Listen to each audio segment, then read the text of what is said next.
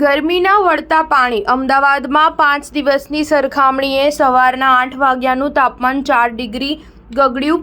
ગુજરાતમાં આજે orange alert. હવામાન વિભાગની આગાહી અનુસાર 24 મે સુધી રાજ્યભરમાં કાળઝાળ ગરમી રહ્યા બાદ 25 મે એટલે કે આજે શનિવારથી ગરમીમાં રાહતનો અનુભવ થશે, જેને પગલે અમદાવાદ શહેરમાં ગઈકાલે મોડી રાતથી જ તાપમાનનો ઘટાડો અનુભવાયો હતો, જ્યારે આજે વહેલી સવારે જ જે સમય છેલ્લા 5 દિવસથી મહત્તમ તાપમાન 35 ડિગ્રી સેલ્સિયસ રહેતું હતું તેને બદલે આજે સવારે 8 વાગ્યાથી જ સૂરજ દેવતાનો પ્રકોપ ઓછો વર્તાઈ રહ્યો છે। આજે 25 મે સવારે 8 વાગે અમદાવાદ શહેરનું તાપમાન 31 ડિગ્રી સેલ્સિયસ નોંધાયું હતું, એટલે કે સવારના તાપમાનમાં 4 ડિગ્રીનો ઘટાડો જોવા મળ્યો છે। ગઈકાલે રાત્રે પણ લઘુત્તમ તાપમાન 27 થી 28 ડિગ્રી સેલ્સિયસની આસપાસ રહ્યું હતું। તેમ છતાં હજુ પણ આજે અને આવતીકાલના દિવસે ગુજરાતના વિવિધ જિલ્લાઓમાં ઓરેન્જ એલર્ટ હવામાન વિભાગ દ્વારા જાહેર કરવામાં આવ્યું છે। આથી બપોરના સમયે ગરમીમાં બહાર ન ફરવું સ્વાસ્થ્ય માટે હિતાવહ રહેશે, કારણ કે છેલ્લા 2 દિવસ દરમિયાન અમદાવાદ શહેરની ગરમીએ 2 લોકોનો ભોગ લીધો છે। આજથી અમદાવાદ નહીં પરંતુ રાજ્યના તમામ જિલ્લાનું મહત્તમ તાપમાન ઘટે તેવી શક્યતા છે। ગતરોજ રાજ્યભરના તમામ શહેરોમાં 0.1 ડિગ્રી સેલ્સિયસ